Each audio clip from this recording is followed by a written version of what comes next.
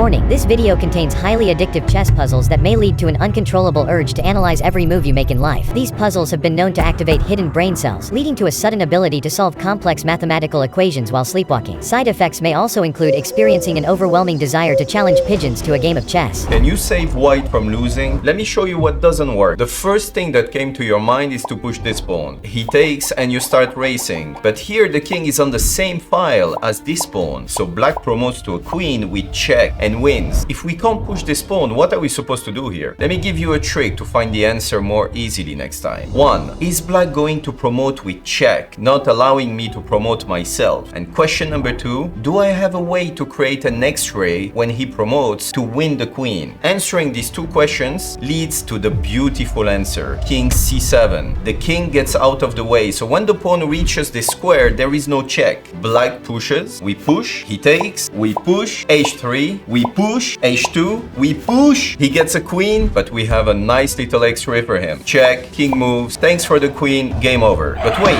if black played the correct move pushing this pawn instead, it would end in a draw after both players queen, but it didn't look like white could avoid losing at the start of the show, right?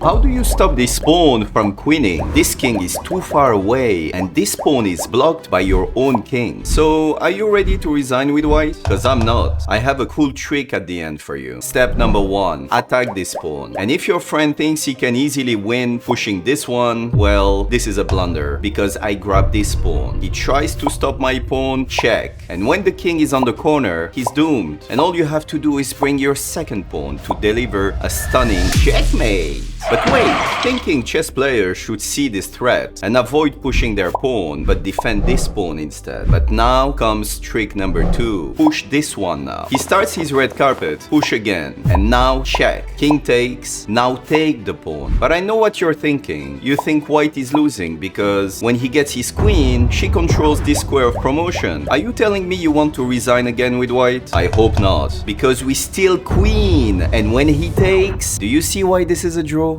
Are you in trouble with black? Rule number 1. If your pawns are doubled, play with your front pawn and only use this one as reserve tempo if it's necessary. The problem you have here is that the pawns are already on the 6th rank. If you push this pawn, the king goes to g8, and now the only two moves that allow you to keep this pawn are king g6 or pushing this pawn, but both these moves lead to stalemate. You got it? If it's white to play and these two pawns are too advanced, this position is just a draw. The only way for white to win this endgame is if it's black to play, because after king g8 we push, king here only move, and now don't make the mistake to play king f7 or stalemate again. Remember rule number 2, the way to win is to sacrifice one of the pawn to gain the king opposition in return. We sacrifice, he takes, and king g6 opposition, king h8, king here, king h7, check, king here, check, and we win the game. Can you win with white? People in this situation would play king here, and after king takes c5, it's a draw, because if you try to trick me with this move, I won't take the pawn, because I see that this pawn is unstoppable. But I can take b6, you take the pawn, I take back, and this endgame is a draw. But wait,